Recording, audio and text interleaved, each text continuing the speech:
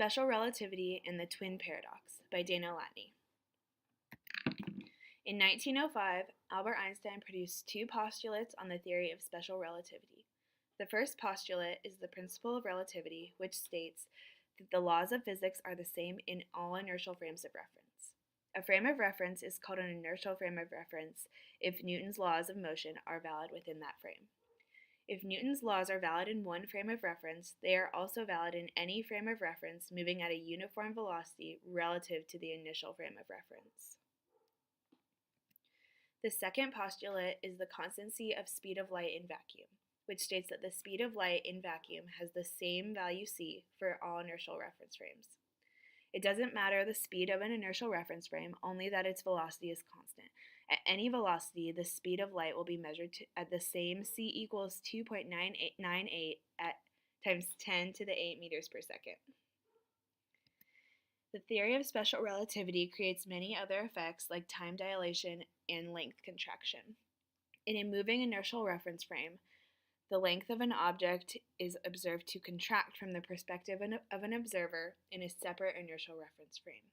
For example, a 1 meter stick in a moving reference frame would appear shorter than 1 meter to an observer in a fixed reference frame. This length difference can be calculated with Lorentz transformations shown below.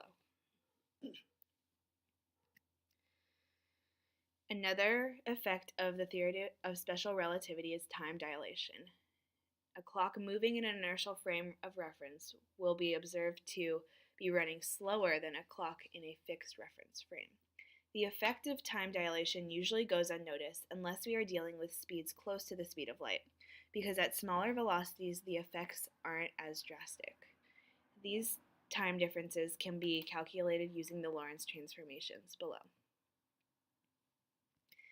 The twin paradox was created from the effects of special relativity and demonstrate the effects of time dilation. The twin paradox proposes a thought experiment involving two identical twins. In this scenario, one of the twins is sent into space on a rocket, moving at a constant velocity near the speed of light. The other twin remains on Earth for the duration of the trip. When the first twin returns from her trip through space, it appears that the twin on Earth has aged much more than the twin who traveled through space. From the perspective of the twin on Earth, he remains stationary and observes the rocket moving away from Earth and then back towards Earth.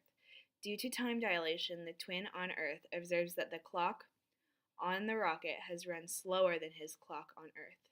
This would imply that more time has passed on Earth than on the rocket and would explain why he has aged more than the twin who was on the rocket.